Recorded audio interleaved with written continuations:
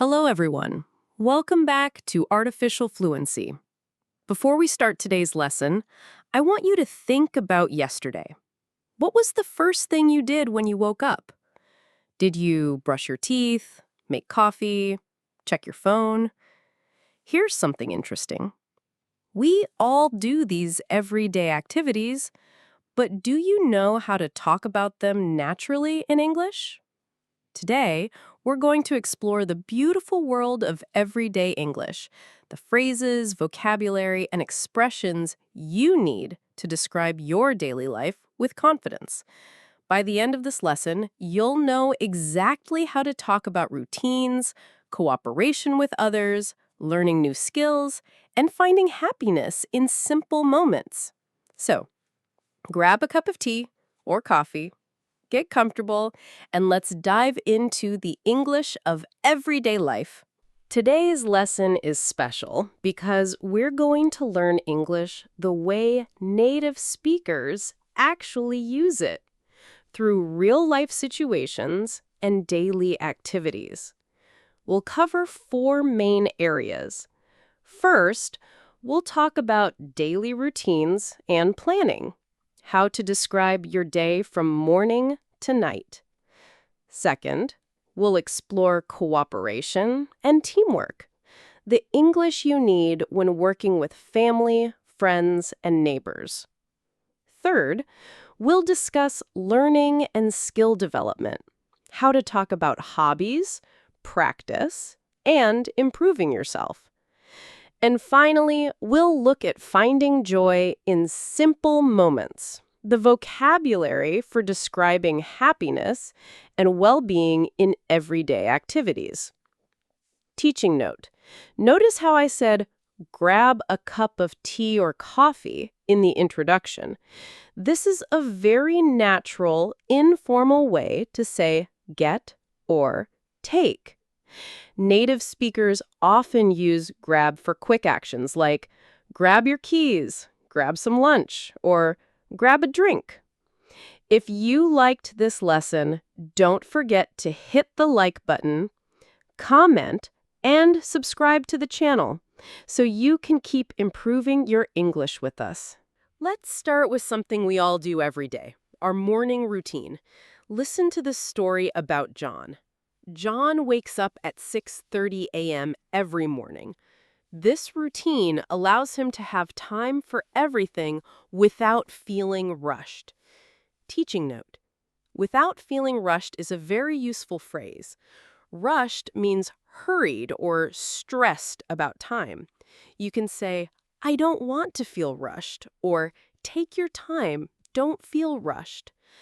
But what happens when routines go wrong? One day, John overslept.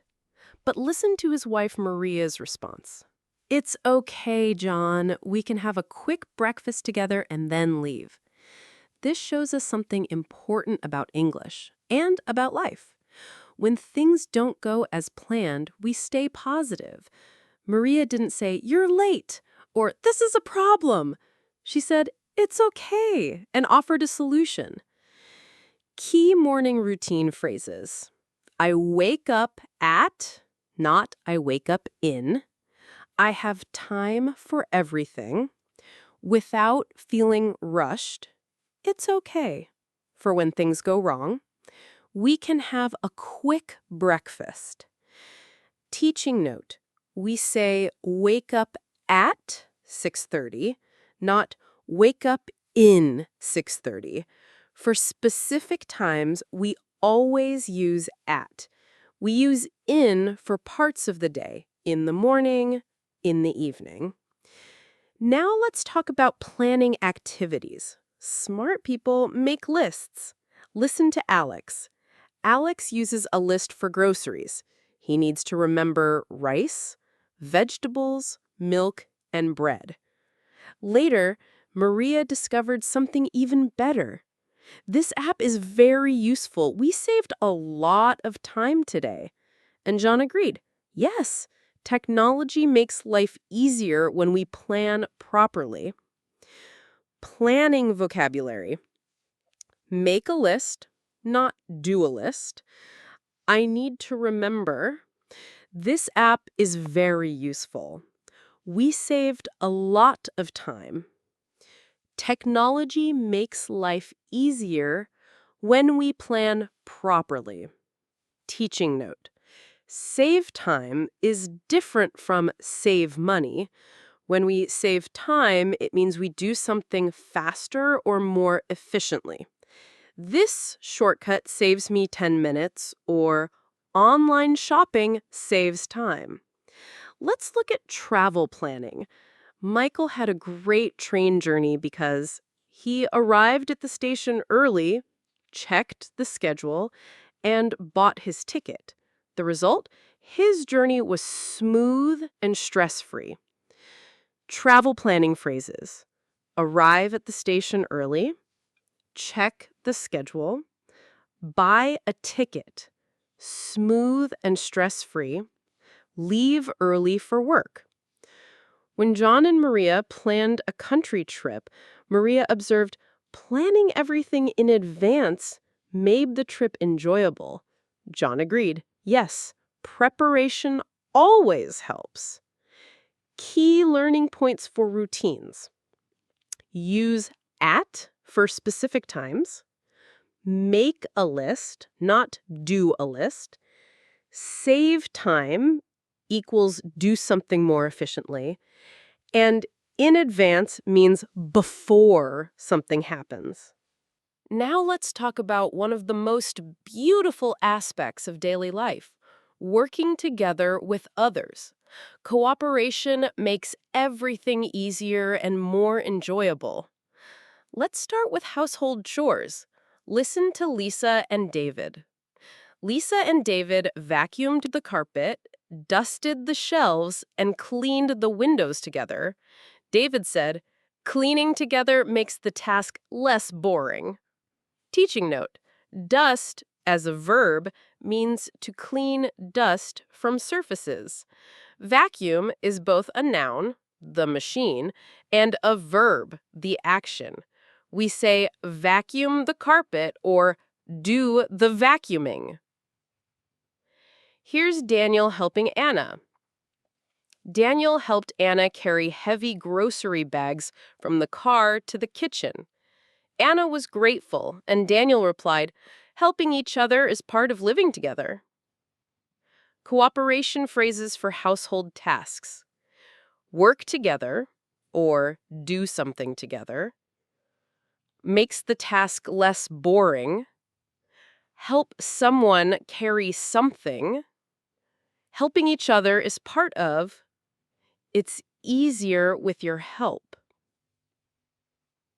Teaching note: heavy bags, not weight bags. We use heavy as an adjective for things that are difficult to lift.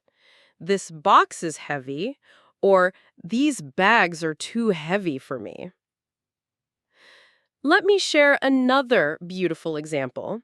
James and Lucy decided to make pancakes. "Cooking together is more fun than cooking alone," Lucy said. And when Anna and Daniel washed their car, they played music and talked while working. Anna said, "Cleaning together makes it less boring." The magic of small help. Sometimes the smallest acts of cooperation make the biggest difference. Lisa was in a shop and noticed the assistant was very busy. What did she do? She helped by arranging some items on the shelf. Later, Lisa reflected, everyone can help a little. And when Lisa helped her neighbor carry heavy bags, the neighbor said, "Thank you so much. Helping others creates strong communities." Community cooperation phrases: everyone can help a little, arrange items on the shelf, helping others creates strong communities, thank you so much. Teaching note: arrange means to put things in order or in the right place. Arrange the books. Arrange the chairs. Arrange items on a shelf. Family support examples: When Lisa saw David struggling with a heavy box, she said, "Let me help you, David. It's too heavy for one person." David responded, "Thank you, Lisa. It was much easier with your help." When Emma was feeling unwell, what did Michael do? He prepared some soup for her. And when Michael's daughter needed help with homework, he said, "Helping each other with learning is important." Family support phrases. Let me help you. It's too heavy for one person. It was much easier with your help. Prepare something for someone. Helping each other with learning is important. If you liked this lesson, don't forget to hit the like button, comment, and subscribe to the channel so you can keep improving your English with us. Emergency cooperation. Sometimes cooperation is urgent. Daniel and Anna heard their neighbor's cat was stuck in a tree. They immediately went to help. This shows us that good neighbors are ready to help in emergencies. Key learning points for cooperation. Together makes tasks easier and more fun. Let me help you is a polite offer. Heavy describes things difficult to lift. Small help makes a big difference. Arrange equals put things in order. Now let's explore one of the most rewarding aspects of daily life: learning new things and developing skills. The beautiful thing about learning is that you can do it every day, in small ways. Learning through reading. Maria wanted to grow vegetables at home. What did she do? She learned how to grow tomatoes and carrots from a book about gardening. Michael and Emma had the same idea, so they went to the library to search for information about plants. Teaching note: learn how to do something is the correct pattern. Learn to do is also correct, but learn how to do is more common. I want to learn how to cook, or she learned how to drive. Learning new hobbies. Listen to Anna's knitting journey. She started learning to knit, and Daniel encouraged her. "It looks great, Anna. You are improving every day." Anna was excited and said, "I want to make a scarf for you soon." James had a similar experience with painting. Lucy observed, "Your paintings are improving." And James explained the benefits. Practice makes a difference. Hobbies develop creativity, patience, and relaxation. Learning and hobby phrases. Learn how to do something. You are improving every day. I want to make something for you. Practice makes a difference. Develop creativity, patience, and relaxation. Teaching you. Make something for someone means to create something as a gift. I made a cake for my friend, or she knitted a scarf for her son. Online learning. Anna discovered origami through online tutorials. Daniel noticed her progress. You are getting better every day. Anna replied, learning new things is fun, especially with practice. Daily learning improves skills gradually. Online learning phrases. Online tutorials. You are getting better every day. Learning new things is fun, especially with practice. Daily learning improves skills gradually. Teaching note. Get better and improve mean the same thing, but get better is more informal and conversational. Your English is getting better sounds more natural than your English is improving in casual conversation. Physical learning. Michael tried tennis for the first time. He found it challenging but enjoyable, saying, "Trying sports improves fitness and focus." Language learning, the best example. Here's a perfect example for all of you. John has a method for learning English. He writes new English words in a small notebook every day. He writes the word, its meaning, and a sentence using it. Maria added, using new words and sentences helps you remember them faster. And John concluded, daily practice makes a big difference in learning English. Language learning phrases. Write new words in a notebook. Its meaning and a sentence using it. Helps you remember them faster. Daily practice makes a big difference. Teaching note. It's, without an apostrophe, shows possession, the word and its meaning. It's, with an apostrophe, means it is. Don't confuse these. Key learning principles. Start small. Learn a little every day. Practice consistently, not every day. Apply what you learn. Use new words in sentences. Be patient with yourself. Improvement is gradual. Find what you enjoy. Hobbies make learning fun.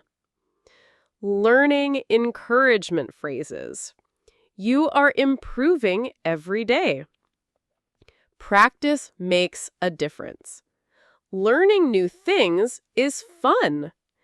Daily practice makes a big difference. You are getting better every day. The final section of our lesson is perhaps the most important: finding happiness and well-being in everyday activities. Life's greatest pleasures often come from the simplest moments. Outdoor activities and fresh air. Tom discovered something wonderful. I feel relaxed when I walk in the park. It helps me think clearly. David agreed with this wisdom. Walking outside is better than sitting at home all the time. Teaching note. Feel relaxed describes your emotional state. I feel relaxed. I feel stressed. I feel happy. This is different from I am relaxed, which describes your permanent characteristic. John and Maria had a beautiful countryside trip. They enjoyed fresh air, took pictures of the landscape, and talked about their favorite memories. Lisa and David had a similar experience. Spending time together outdoors is refreshing. Outdoor activity phrases. I feel relaxed when. It helps me think clearly. Better than sitting at home all the time. Enjoy fresh air. Take pictures of the landscape. Talk about favorite memories. Spending time together outdoors is refreshing. Teaching note. Fresh air means clean outdoor air. We often say, let's go outside and get some fresh air. Let's go outside and get some fresh air. Simple picnics. Michael and Emma discovered the joy of simple pleasures. A simple picnic can be very relaxing and fun. Emma added, yes, it is a great way to spend quality time together. Teaching note. Quality time means meaningful time spent with someone, giving them your full attention. I want to spend quality time with my family. Means more than just being in the same room. It means really connecting. Cooking and baking joy. There's something special about cooking for people you love. When Michael cooked for Emma when she was sick, he said, "I'm glad I cooked today." Lisa and David baked a cake for their daughter, and she was very happy and said the cake was amazing. Anna felt proud after making vegetable soup, and she discovered that baking is fun and comforting, and baking creates joyful moments. Cooking and baking phrases: I'm glad I cooked today, very happy, and amazing. Feel proud after making something, fun and comforting, creates joyful moments. Quiet, peaceful moments. Not all happiness is loud and exciting. Maria found peace in a simple routine. She loves reading in the evening for 30 minutes before bed. Anna and Daniel discovered that visiting a cafe is relaxing. Small gestures of love. Sometimes the smallest actions bring the greatest joy. James surprised Lucy with roses, and she said, "Thank you, James. They are beautiful." James reflected on this. Small gestures of thoughtfulness bring happiness in daily life. When Anna prepared a surprise breakfast for Daniel, he said it was wonderful. Thoughtful gesture phrases. To surprise someone with something. They are beautiful. Small gestures of thoughtfulness bring happiness. Prepare a surprise. It was wonderful. Teaching note. Small gestures are little actions that show you care. Bringing flowers, making coffee, writing a note, or giving a hug are all small gestures. Key points for finding joy. Simple activities can bring great happiness. Spending time outdoors improves well-being.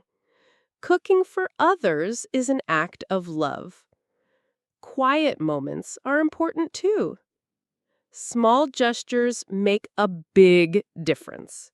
Before we finish, let's quickly look at how to handle small problems in daily life, because problems are part of life, and knowing how to talk about them is important. Home repairs. When Daniel's kitchen sink wasn't draining, he called a plumber and told Anna, "We need to be patient. The plumber will come soon." Later, Daniel fixed a leaking tap himself and said, "Small repairs make life easier at home." Minor accidents. When James spilled water in the kitchen, he quickly cleaned it up. This shows us that awareness and care keep everyone safe. Health issues. When Emma felt unwell, she called her doctor and made an appointment. The doctor's advice was simple: take rest and drink plenty of water. You will feel better in a few days. Problem-solving phrases. Call a professional, plumber, doctor, etc. We need to be patient. Small repairs make life easier at home. Awareness and care keep everyone safe. Make an appointment. Take rest and drink plenty of water. You will feel better in a few days. What a journey we've taken together today. We've explored the English of everyday life through 4 main areas: daily routines and planning. Remember to use at for specific times, make lists, and save time with good planning. Cooperation and teamwork. Working together makes tasks easier and more fun. Remember that helping each other strengthens relationships. learning and skill development, practice makes a difference, and daily practice makes a big difference in learning English. Finding joy in simple moments. Small gestures of thoughtfulness bring happiness in daily life. Your homework this week is simple. Choose 3 phrases from today's lesson and use them when talking about your daily life. Maybe describe your morning routine, talk about helping someone, or share what you're learning. Remember, English isn't just about grammar and vocabulary. It's about connecting with others and describing the beautiful, ordinary moments that make up our lives. Thank you for spending these 30 minutes with me. If this lesson helped you understand everyday English better, please give it a thumbs up, subscribe to our channel, and ring that notification bell for more English lessons. Until next time, keep practicing, keep enjoying the simple moments, and keep improving your English with us. Hello and welcome to English Listening Practice. I'm Mia Johnson, and I'm so happy you've decided to join me today. This episode is specially created for A2 and B1 learners who want to build a strong foundation in English listening skills. If you're at the A2 or B1 level, you probably understand basic English, but sometimes real conversations feel too fast or confusing. That's completely normal. Today, we're going to practice with clear, everyday English that will help you feel more confident. I speak slowly and clearly, and I'll repeat important information. Don't worry if you don't understand everything the first time. Learning to listen takes practice, and I'm here to help you every step of the way. Today's episode has 5 different listening sections. We'll practice with shopping conversations, family discussions, asking for directions, talking about hobbies, and planning weekend activities. Each section gets a little bit more challenging, so you'll build your skills gradually. After each listening section, I'll ask you some simple questions to check your understanding. Then I'll explain important vocabulary and grammar patterns. You can pause the episode anytime to think about the questions or take notes. Remember, the goal is not to be perfect. The goal is to understand the main ideas and to feel more comfortable listening to English. Even native speakers sometimes ask, "What did you say?" or "Can you repeat that?" So don't worry if you need to listen more than once. I recommend having a notebook ready to write down new words or phrases that you find interesting. At the end of the episode, I'll give you some homework to practice these new words in your daily life. Are you ready to build your listening foundation? Let's start with our first conversation. Our first listening practice is a shopping conversation. You'll hear me talking with a store employee about buying food for a dinner party. This is the kind of conversation you might have every day, so it's very useful to practice. Listen for these things. What food am I buying? How much does it cost? What problem do I have? Don't worry about understanding every word. Focus on the main information. I'll speak slowly and clearly. Here's the conversation. Good morning. I'm looking for ingredients to make dinner for my friends tonight. Can you help me? Of course. I'd be happy to help. What are you planning to cook? I want to make pasta with tomato sauce and a green salad. I need tomatoes, onions, garlic, and lettuce. Great choice. All of those items are fresh today. The vegetables are in aisle 3 and the pasta is in aisle 5. How many people are you cooking for? 6 people, including myself. Do you think 4 tomatoes will be enough? For 6 people, I'd suggest 6 or 7 tomatoes. You want to make sure you have enough sauce. The tomatoes are very good today. They're sweet and juicy. Perfect. I'll take 7 tomatoes. Oh, and I need olive oil too. Where can I find that? The olive oil is in aisle 2 next to the vinegar. We have different sizes. The medium bottle is popular for cooking. Thank you. One more question. Do you have fresh bread? I'd like to serve bread with the pasta. Yes, we do. Our bakery makes fresh bread every morning. We have Italian bread, French bread, and dinner rolls. The Italian bread goes perfectly with pasta. I'll take one Italian bread, please. How much will everything cost? Let me calculate. The tomatoes are $3.50. Onions are $1.20, garlic is $0.80, lettuce is $2, olive oil is $4.99, and the bread is $2.50. That's $14.99 total. That sounds reasonable. Oh, wait, I forgot. I need cheese too. Do you have Parmesan cheese? Yes, we have fresh Parmesan cheese at the deli counter. It's $6.99 per pound. How much would you like? Half a pound should be enough. So that's $3.50 more? Exactly. Your new total is $18.49. Perfect. Can I pay with a credit card? Of course. You can pay at register number 2. Is there anything else I can help you find? No, that's everything. Thank you so much for your help. You're very welcome. I hope you have a wonderful dinner party tonight. Now, let's check your understanding. I'll ask you some questions about the conversation. Take your time to think about each answer.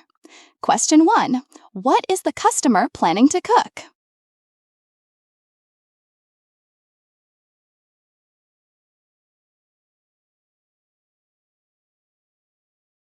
The answer is pasta with tomato sauce and a green salad.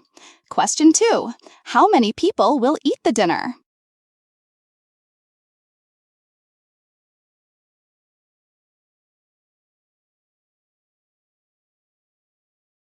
Six people, including the customer. Question 3. How many tomatoes did the store employee recommend?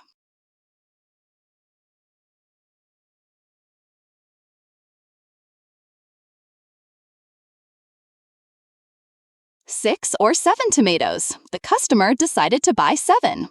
Question 4. What type of bread did the customer choose?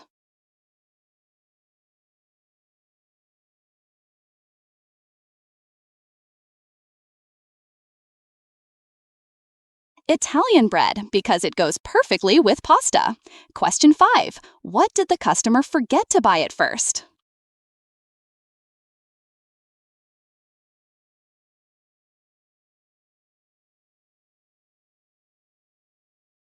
Parmesan cheese. The customer remembered after calculating the first total. Excellent. Now let's learn some useful vocabulary from this conversation. Ingredients. The food items you need to make a recipe. For example, I need ingredients for pasta. Aisle. A row in a store where products are displayed. The pasta is in aisle 5. Fresh. Recently made or old. The vegetables are fresh today. Juicy. Full of juice usually describes fruit. The tomatoes are sweet and juicy. Calculate. To add numbers together to find the total. Let me calculate the cost. Reasonable. Fair. Not too expensive. That sounds reasonable. Deli counter. The place in a store where they cut fresh meat and cheese. Register. The place where you pay for your items. Notice how the customer asked polite questions like, "Can you help me?" and "Where can I find that?"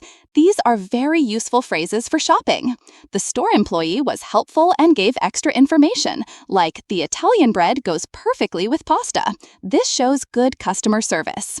In this conversation, we also practiced numbers and prices. This is very important for shopping in English. Did you notice how the employee said $14.99 and $18.49? Practice saying these numbers out loud. Our second listening practice is a family conversation. You'll hear a mother and her teenage daughter talking about planning a birthday party. Family conversations are usually more casual and emotional than shopping conversations. Listen for these things. Whose birthday is it? Where will the party be? What food will they serve? What problem do they need to solve? Family members often interrupt each other and speak with more emotion. This is normal. Let's listen. Sarah, we need to talk about your brother's birthday party. It's only 2 weeks away, and we haven't planned anything yet. I know, Mom. I've been thinking about it. Can we have it in the backyard? The weather should be nice in May. That's a good idea. The backyard is perfect for a party. How many friends do you think Tom will want to invite? Probably about 12 kids from his class, plus a few neighbors. So maybe 15 children total?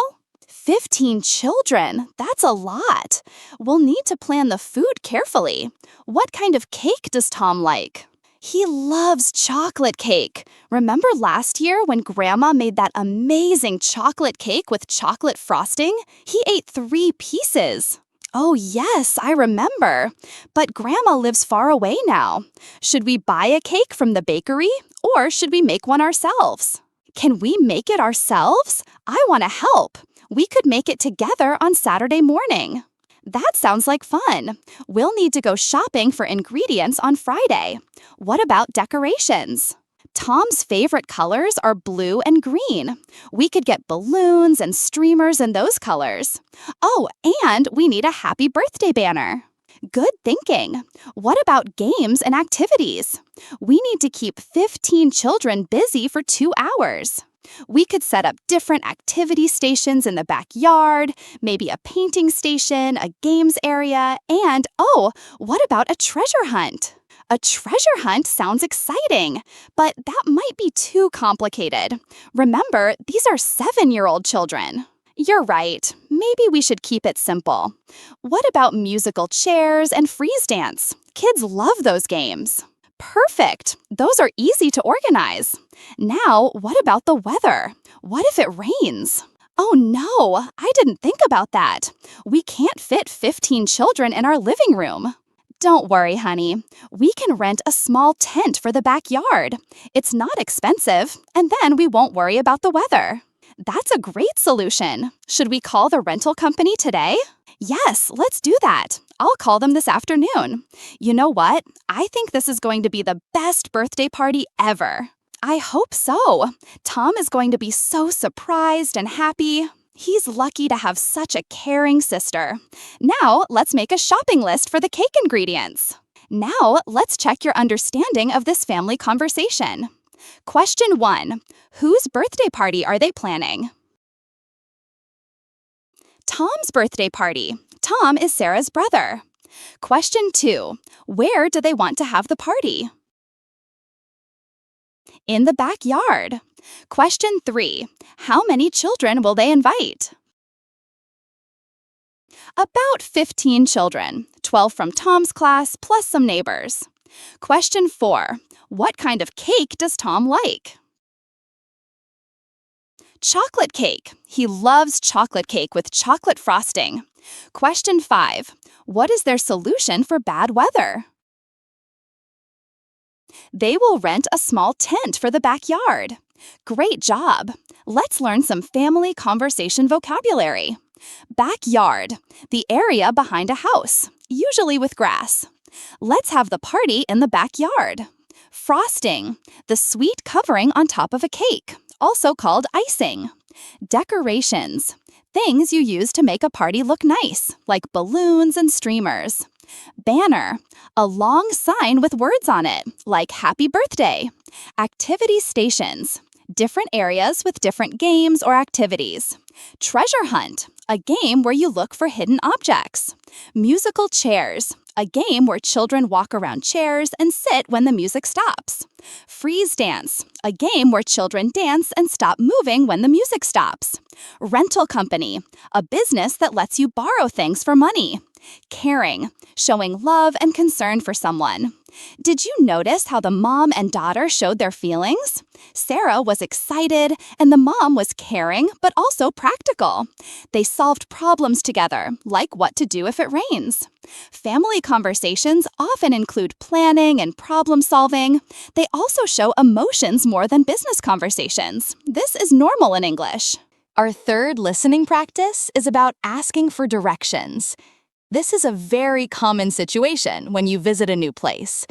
You'll hear me asking a local person how to get to the library.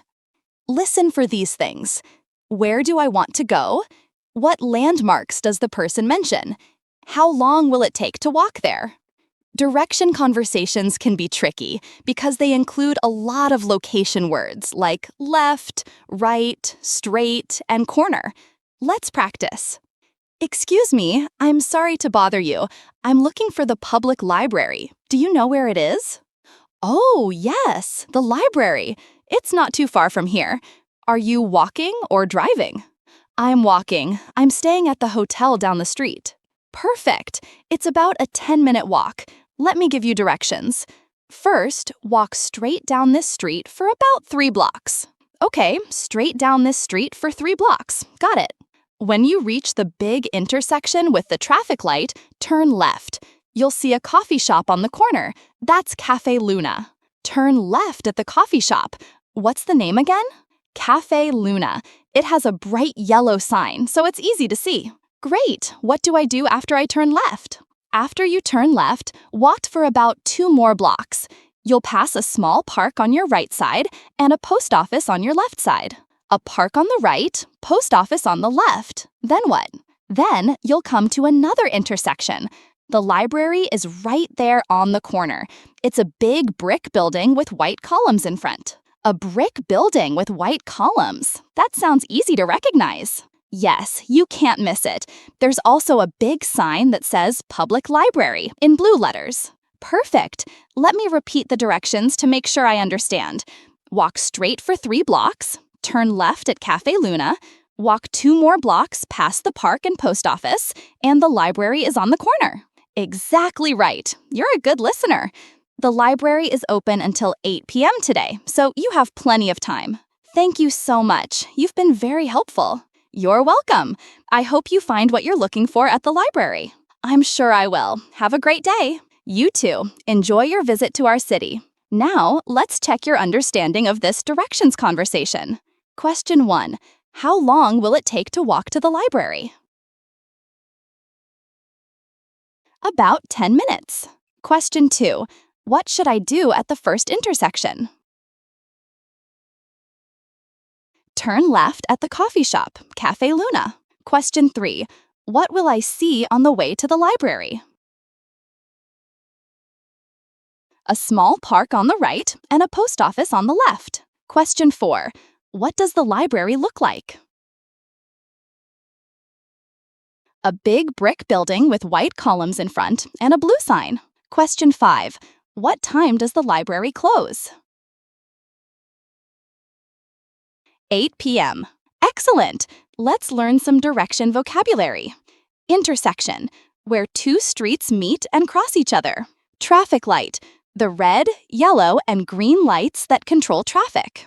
Landmark, an easy-to-see building or place that helps you know where you are. Blocks, the distance between 2 streets. Walk 3 blocks. On the corner, at the place where 2 streets meet. Brick building, a building made of small red or brown rectangular stones. Columns, tall, round supports that hold up a building. You can't miss it. It's very easy to see and find. Plenty of time, more than enough time. Notice how the tourist repeated the directions at the end? This is a great strategy. When someone gives you directions, always repeat them to make sure you understand correctly. The local person was very patient and gave clear, detailed directions. Good direction givers mention landmarks, like the coffee shop, park, and post office, to help you know you're going the right way. Our 4th listening practice is about hobbies. You'll hear 2 friends talking about joining a photography club. Hobby conversations are fun because people share their interests and passions. Listen for these things. What hobby are they discussing? When does the club meet? What will they learn? What equipment do they need? Here's the conversation. Hey, Jessica, I heard about a really cool photography club that meets at the community center. Are you interested in joining? Photography? That sounds interesting. I've always wanted to learn how to take better pictures. Tell me more about it. Well, it's for beginners, so you don't need any experience. They meet every Saturday afternoon from 2 to 4 p.m. Saturday afternoons work perfectly for me. What do they do in the meetings? The instructor teaches different techniques each week. Last week, they learned about lighting. This week, they're practicing portrait photography. Portrait photography, that's taking pictures of people, right? Exactly. And next week, they're planning a field trip to the botanical gardens to practice nature photography. A field trip sounds fun. Do I need to bring my own camera? You can bring your own camera if you have one, but they also have cameras you can borrow. They have both digital cameras and some old film cameras. That's convenient. I only have my phone camera, so I'd probably need to borrow one. How much does it cost to join? It's only $20 per month, and that includes all the equipment and materials. It's a really good deal. That is a good deal. What materials do they provide? They give you workbooks with tips and exercises, plus they print your photos so you can see how they look on paper. I love that they print the photos. Everything is digital now, but there's something special about holding a real photograph. I completely agree. The instructor, Mr. Rodriguez, has been a professional photographer for 20 years. He has amazing stories about his travels. He sounds like a great teacher. Are there many people in the club? About 15 people, all different ages. There are some teenagers, college students, and even some retirees. Everyone is really friendly. I like that it's a mixed group. You can learn from people with different perspectives. Exactly. And they have a photo contest every month. The winner gets a gift certificate to the camera store. A contest sounds exciting. Even if I don't win, it would be fun to participate. That's the right attitude. So, are you interested in coming with me this Saturday? Yes, I'd love to. Should I call to register or can I just show up? You can just show up for the first meeting. If you like it, then you can register and pay the monthly fee. Perfect. I'm really excited about this. Thank you for telling me about it. You're welcome. I think we're going to have a lot of fun learning photography together. Now let's check your understanding of this hobby conversation. Question 1. When does the photography club meet?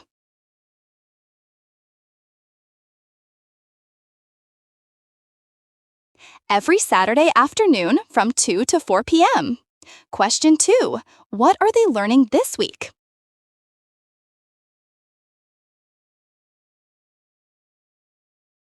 Portrait photography, taking pictures of people. Question 3. Where are they going for the field trip?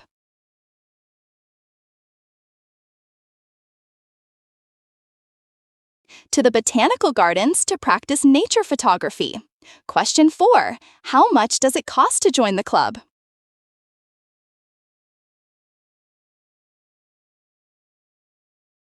$20 per month, including all equipment and materials. Question 5. What do they do every month?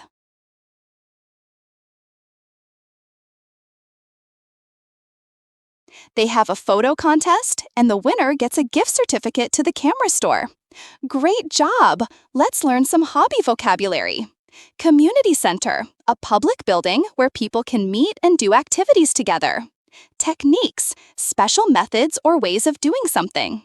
Lighting, how bright or dark something is in a photograph. Portrait photography, taking pictures of people. Field trip, going to a different place to learn something. Botanical gardens, a place with many different plants and flowers. Nature photography, taking pictures of plants, animals, and outdoor scenes. Equipment, tools and things you need for an activity. Digital cameras, cameras that save pictures electronically. Film cameras, older cameras that use film instead of digital memory. Retirees, people who have stopped working because they're older.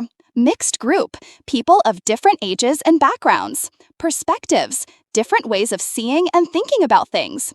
Gift certificate, a paper that you can use like money at a specific store. Register, to sign up officially for something. Notice how both friends were enthusiastic and supportive? When talking about hobbies, people often share their excitement and encourage one another. This creates a positive, friendly conversation. Our final listening practice is about making weekend plans.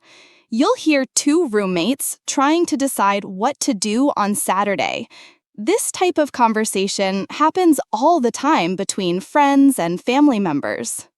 Listen for these things. What activities do they suggest? What do they finally decide to do? What time will they meet? Here's the conversation. So, Emma, What do you want to do this Saturday? I don't have any plans yet. Good question. The weather forecast says it's going to be sunny and warm. Maybe we should do something outside. That sounds nice. What kind of outdoor activity are you thinking about? We could go to the beach, or maybe have a picnic in the park, or we could go hiking on one of those trails we've been talking about. I like all those ideas, but I'm not sure I want to drive to the beach. The traffic is always terrible on weekends. You're right about the traffic. What about the park? It's only 15 minutes away by bike. A bike ride to the park sounds perfect. We could pack sandwiches and drinks and have lunch there. Great idea.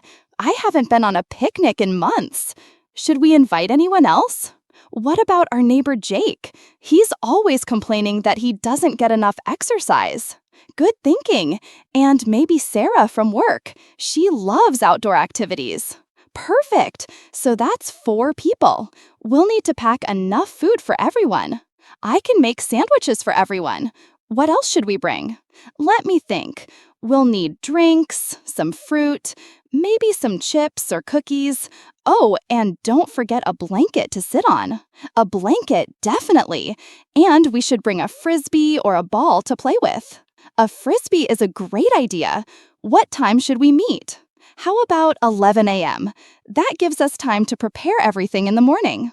11 a.m. works for me. Should we meet here at the apartment? Yes, let's meet here. I'll text Jake and Sarah tonight to invite them. Sounds like a plan.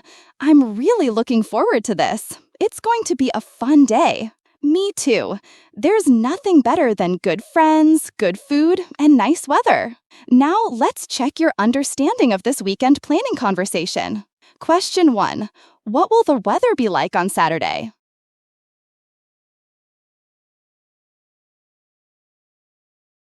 Sunny and warm.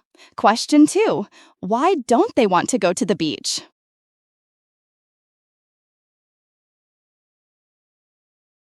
Because the traffic is always terrible on weekends. Question 3. How will they get to the park? By bike. It's only 15 minutes away. Question 4.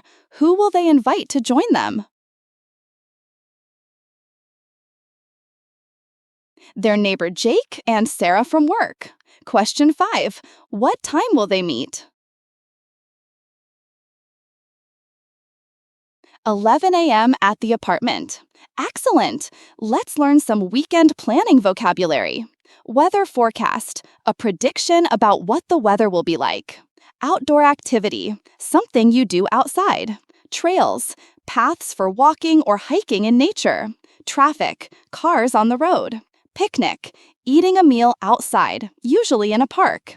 Pack, to put things in a bag or container. Complaining, saying negative things about something. Blanket, a soft cover you put on the ground to sit on. Frisbee, a round disc that you throw to other people as a game. Sounds like a plan. I agree with this idea. Looking forward to, excited about something in the future. Notice how Kelly and Emma worked together to make their plans. They suggested ideas, considered problems like traffic, and found solutions together. This is how friends typically make plans in English. Congratulations! You've completed a full hour of A2/B1 English listening practice. We've practiced 5 different types of everyday conversations: shopping, family planning, asking for directions, talking about hobbies, and making weekend plans. These are the kinds of conversations you'll have in real life when you use English. I hope you feel more confident about understanding everyday English now. Let me give you some important tips for continuing to improve your listening skills. First, don't worry about understanding every single word. Focus on understanding the main ideas and important details. Native speakers don't always catch every word either. Second, practice listening to English a little bit every day. Even 10 minutes of practice is better than studying for 2 hours once a week. Third, listen to different types of English. Watch English movies with subtitles, listen to English songs, or find English podcasts about topics you enjoy. Fourth, practice speaking the words and phrases you hear. When you repeat what you hear, it helps your brain remember the sounds and patterns of English. Fifth, be patient with yourself. Learning to understand English takes time, and everyone learns at their own pace. Celebrate small improvements. Now, let me give you some homework for this week. First, choose 3 new vocabulary words from today's episode. Write them in sentences about your own life. For example, if you learned the word ingredients, write, "I need ingredients to make my favorite soup." Second, try to have one English conversation this week using phrases from today's episode. You could practice asking for directions, talking about your hobbies, or making plans with a friend. Third, listen to today's episode again, but this time try to repeat the sentences after you hear them. This will help you practice pronunciation and remember the vocabulary. Fifth, let me quickly review some of the most useful phrases from today's episode. For shopping, I'm looking for. Where can I find? How much does it cost? For asking directions, excuse me, I'm looking for. Can you repeat that? Let me make sure I understand. For making plans, what do you want to do? That sounds like a good idea. What time should we meet? For talking about hobbies, I'm interested in. That sounds fun. I'd love to learn how to. These phrases will help you in many different situations. Practice using them until they feel natural. Remember, every time you practice listening, you're building stronger connections in your brain for understanding English. You're doing great work. I want to end with some encouragement. Learning English is not easy, but you're making progress every day. Even if you understood 70% of today's conversations, that's wonderful. Next time, you might understand 75% or 80%. The most important thing is to keep practicing and to be kind to yourself. Every English learner makes mistakes, and that's how we learn. Don't be afraid to ask, "What?" or "Can you repeat that?" Native speakers do this too. Thank you for spending this hour with me practicing your English listening skills. I'm Mia Johnson, and I believe in your ability to understand and speak English confidently. Keep listening, keep practicing, and remember, you're building a strong foundation for your English future. See you next time for more English listening practice. Hello, wonderful English learners. Welcome to Artificial Fluency Podcast English Speaking Practice Episode, the podcast where intermediate learners transform their speaking skills from hesitant to confident. I'm Emma, and I'm absolutely thrilled you've joined me today. If you're at the B1 or B2 level, you probably understand most of what I'm saying right now. But when it comes to speaking, well, that's a different story, isn't it? You know the words, you understand the grammar, but when you open your mouth to speak, everything seems to disappear. Sound familiar? Today's episode is designed specifically for you. We're going to practice real conversations, work on natural pronunciation, and most importantly, build the confidence you need to speak English fluently and naturally. This isn't about perfect grammar or textbook English. This is about real communication that works in the real world. Over the next 30 minutes, we'll practice everyday situations, learn expressions that native speakers actually use, and build your speaking confidence step by step. I'll give you plenty of time to practice out loud. Yes, I want you to actually speak. Don't just listen passively. This is your speaking practice session, so let's make it count. Are you ready to speak English with real confidence? Let's begin. Let's start with a confidence-building warm-up. Speaking anxiety is completely normal for intermediate learners, so we're going to tackle it head-on with some easy, fun exercises. Breathing and relaxation for speaking. First, let's work on your breathing. Good breathing helps you speak more clearly and feel more relaxed. Take a deep breath in through your nose, hold it for 3 seconds, and slowly breathe out through your mouth. Do this 3 times with me.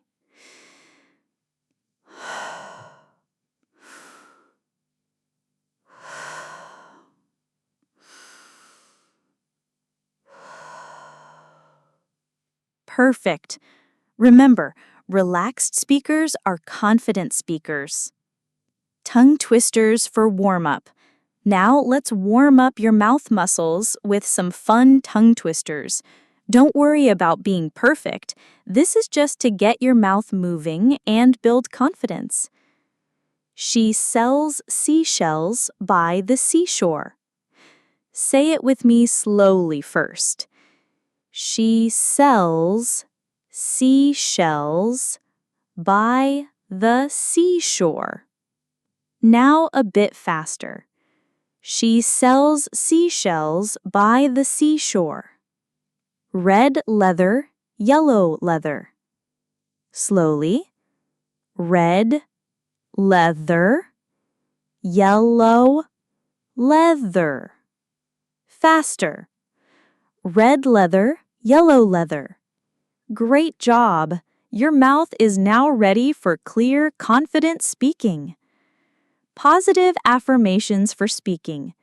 Let's build your speaking confidence with some positive affirmations. Repeat after me and really believe what you're saying. I can speak English clearly and confidently. My English is good enough to communicate effectively. I'm not afraid to make mistakes because they help me learn. Every time I speak English, I get better and more confident. Excellent! Remember these affirmations throughout our practice session. Confidence is just as important as vocabulary and grammar. Quick fluency check. Now let's do a quick fluency exercise. I'll give you a simple topic and you speak about it for 30 seconds. Don't worry about being perfect. Focus on speaking continuously and confidently. Topic: your morning routine. Start speaking now. Tell me about what you do every morning from when you wake up until you leave home. Keep talking for 30 seconds. Go. Fantastic! How did that feel? Remember, fluency is more important than perfection at this stage. Now let's practice real conversations that you'll have in everyday life. I'll play different roles and you'll respond naturally. Remember, this is about communication, not perfect grammar. Scenario 1. At a coffee shop. Let's practice ordering at a coffee shop.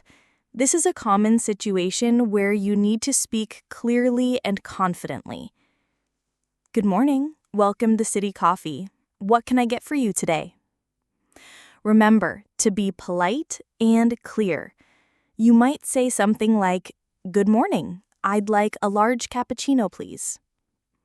Would you like anything to eat with that? You could say, "Yes, do you have any pastries?" Or, "No, thank you, just the coffee." Absolutely. We have croissants, muffins, and sandwiches. The croissants are fresh from this morning. Try something like, "That sounds great. I'll have a chocolate croissant, please." Perfect. That's a large cappuccino and a chocolate croissant. For here or to go? Great. That'll be $8.50. How would you like to pay? Thank you. Your order will be ready in just a few minutes. Have a seat anywhere you'd like. Excellent practice. Notice how natural conversation includes small talk, questions, and polite responses. Scenario 2. Asking for directions. Now let's practice asking for and understanding directions, a crucial skill for travelers and anyone in a new place. You start. Ask me for directions to the nearest bank. You might say, "Excuse me, could you help me? I'm looking for the nearest bank." Of course, There's a Bank of America just 2 blocks down this street. Walk straight for about 3 minutes and you'll see it on your right, next to a pharmacy. You respond, ask a follow-up question. Good questions might be, is it open now? Or how long does it take to walk there? Yes, it's open until 5 p.m. on weekdays. It should take you about 5 minutes to walk there at a normal pace. You respond, thank you, and ask one more question. You could ask, thank you so much. Is there an ATM outside? Or, perfect, thank you for your help. You're very welcome. Yes, there are ATMs both inside and outside the bank. Have a great day. You respond, say goodbye politely. Perfect. Notice how asking for directions involves politeness, gratitude, and follow-up questions. Scenario 3. Making small talk with a colleague. Small talk is essential for building relationships. Let's practice casual conversation with a work colleague. Hey, how was your weekend? Share something about your weekend. It doesn't have to be exciting. It was good, thanks. I spent time with family. That sounds nice. I had a pretty busy weekend myself. I went hiking with some friends and then had a barbecue on Sunday. Show interest and ask a question. Try something like, that sounds fun. Where did you go hiking? Or, nice. Did you cook anything special at the barbecue? We went to the mountains about an hour outside the city. The weather was perfect for it. How about you? Do you enjoy outdoor activities? You respond, answer and turn the question back. You might say, I love being outdoors, especially in nice weather. Do you go hiking often? Or, I prefer indoor activities, but I enjoy walking in the park. Do you have a favorite hiking spot? I try to go hiking at least once a month. It's a great way to relax and get exercise. Speaking of exercise, have you tried the new gym that opened near our office? Well, I should probably get back to work. It was great chatting with you. End the conversation politely. Excellent. Small talk is about showing interest, asking questions, and being friendly, not about having perfect grammar. Now let's work on pronunciation and intonation. The melody of English that makes you sound natural and confident. Good pronunciation isn't about having a perfect accent. It's about being clearly understood. Word stress patterns. English uses stress to show which parts of words are most important.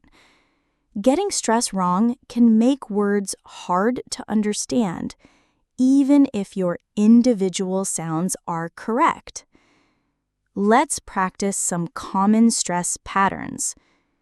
2-syllable words with first syllable stress. Happy, not happy. Table, not table. Window, not window. Repeat after me. I'm happy to sit at this table by the window. 2-syllable words with second syllable stress. Relax, not relax. Forget, not forgot. Begin, not begin. Repeat. I need to relax and not forget when the meeting will begin. 3-syllable words. Important, beautiful, computer. Repeat. It's important to have a beautiful computer. Great job. Word stress makes a huge difference in how natural you sound. Sentence stress and rhythm. English sentences have a rhythm. Some words are stressed, loud and clear, while others are unstressed, quick and quiet. Content words, nouns, main verbs, adjectives, get stress. Function words, articles, prepositions, auxiliary verbs, are usually unstressed. Let's practice. I went to the store to buy some milk. The stressed words went, store, buy, and milk carry the main meaning. The unstressed words I, to the, to, some connect the ideas. Repeat after me. I went to the store to buy some milk. She's working on an important project. Repeat. She's working on an important project. We're planning to meet at the restaurant. Repeat. We're planning to meet at the restaurant. Perfect. This rhythm makes your English sound natural and easy to understand. Intonation for questions and statements. Intonation, the rise and fall of your voice, changes the meaning of sentences. Let's practice the most important patterns. Yes/no questions, rising intonation. Your voice goes up at the end. Are you coming to the party? Repeat. Do you like coffee? Repeat. WH questions with falling intonation. Your voice goes down at the end. Where are you going? Repeat. What time is the meeting? Repeat. Statements, falling intonation. I love this restaurant. Repeat. The weather is beautiful today. Repeat. Excellent. Correct intonation makes your meaning crystal clear and sounds completely natural. Now let's learn some natural expressions that native speakers use every day. These phrases will make your English sound more fluent and natural, much better than textbook English.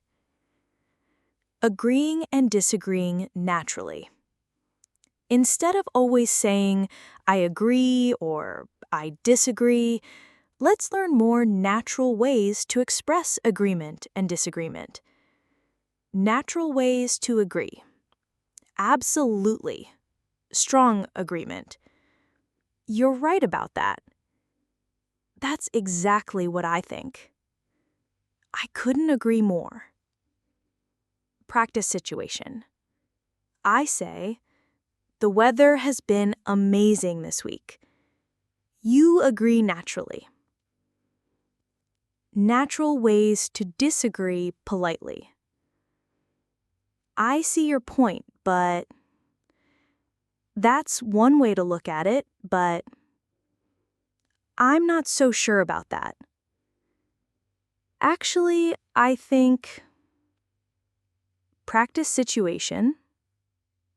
I say, I think social media is completely bad for society. You disagree politely. Great. These expressions sound much more natural than basic yes or no responses. Expressing opinions confidently. Instead of always saying, I think, let's learn more sophisticated ways to express opinions. Strong opinions.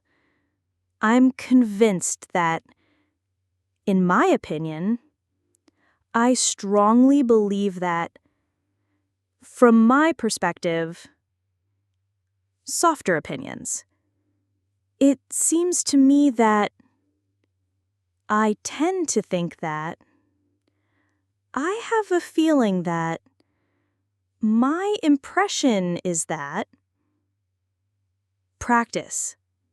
Give me your opinion about learning languages online using one of these phrases. Excellent! These phrases make you sound more thoughtful and sophisticated.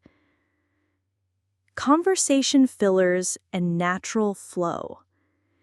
Native speakers use filler phrases to give themselves thinking time and make conversation flow naturally. These aren't mistakes, they're essential for natural speech. Thinking time fillers. Well, actually, practice using fillers naturally. I'll ask you a question, and you answer using some natural fillers. What do you think about working from home? Answer using fillers naturally. For example, well, I think it has advantages and disadvantages. It's convenient, but actually, I miss talking to colleagues in person. Transition phrases. Speaking of which, that reminds me, by the way, before I forget, practice. Tell me about your job, then use speaking of which to transition to talking about your colleagues. Perfect! These natural expressions make your English sound fluent and conversational, not robotic or textbook-like. Now let's build your confidence through storytelling. Telling stories in English is one of the best ways to practice natural, fluent speaking. Stories have a beginning, middle, and end, which gives structure to your speaking practice. Simple story structure. Every good story has 3 parts: setting the scene, when and where did it happen, what happened, the main events, the ending or conclusion. How did it end? What did you learn? Let's practice with useful story starting phrases. Setting the scene. Last weekend. A few months ago. When I was younger. Just yesterday. Telling what happened. And then, suddenly, after that, the next thing I knew, ending the story. In the end, finally, it turned out that, looking back. Storytelling practice 1. A memorable meal. Let's practice telling a story about a memorable meal you had. Use the structure we just learned. I'll start you off. Tell me about a really good meal you had recently or a long time ago. Start your story. Continue. What made it special? Who were you with? Finish your story. How did you feel about the experience? Wonderful! Notice how stories are much easier to tell than random speaking because they have natural structure. Storytelling practice 2. A learning experience. Now, tell me about a time when you learned something new or made an interesting mistake. Begin your story with setting the scene. Continue with what happened. End with what you learned or how you felt. Excellent storytelling. You're building confidence and fluency through natural narrative structure. Congratulations! You've just completed 30 minutes of intensive English speaking practice. You've worked on everyday conversations, improved your pronunciation, learned natural expressions, and built confidence through storytelling. Your speaking challenge this week: practice daily affirmations, Say those positive speaking affirmations every morning. Have one real conversation. Use the natural expressions we learned today. Tell one story. Practice the storytelling structure with a friend or even by yourself. Focus on rhythm. Remember that English has stressed and unstressed words. Use natural fillers. Don't be afraid of, well, actually, and, Remember, confidence comes from practice, not perfection. Every time you speak English, you're improving. Your goal isn't to sound like a native speaker. It's to communicate clearly and confidently. You have everything you need to speak English with real confidence. Trust yourself, practice regularly, and don't be afraid to make mistakes. They're proof that you're trying and learning.